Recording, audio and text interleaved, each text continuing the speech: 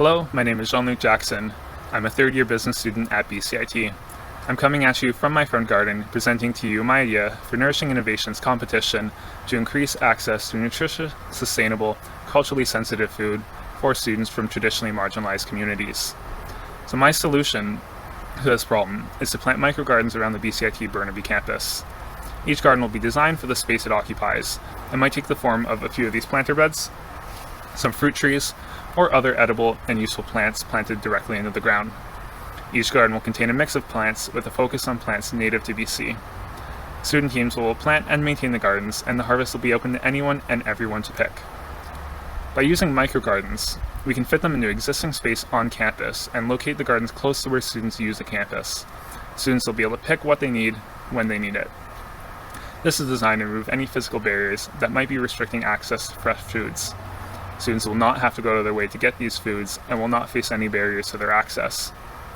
By locating these gardens in higher traffic areas, students will be able to see the gardens develop over time and will hopefully feel more invested in the process.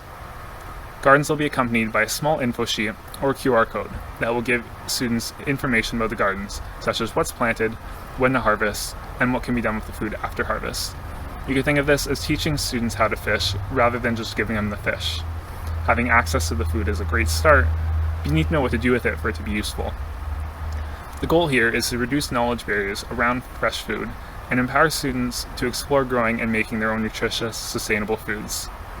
This added information and a focus on plants that are native to BC helps to tie the gardens into the land they occupy and gives us the opportunity to expand knowledge of traditional beliefs, Indigenous practices, and ways of knowing.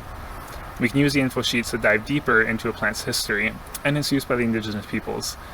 This can help to decolonize our food system by expanding students' knowledge of alternative foods that are not a product of the Western food system. A small team of students will be required to research, plan, plant, and maintain the gardens. Maintenance will be particularly important to make sure that the gardens thrive and that there is food available to harvest. Assistance from the school will be required for identifying land for planting, locating equipment and storage space, ensuring access to water, and developing the necessary partnerships to deliver this program.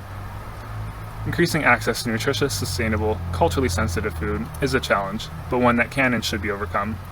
These microgardens wouldn't just bring the food to students on campus, we'll be growing it there, and nothing gets more sustainable than that. By focusing on plants that are native to BC, and by giving additional context and information about the use and context of those plants, we can use these gardens as a way of cultivating students' knowledge about the food, the land, and its people. And that is a very powerful combination with benefits that can ripple beyond BCIT and reach into the communities of its students.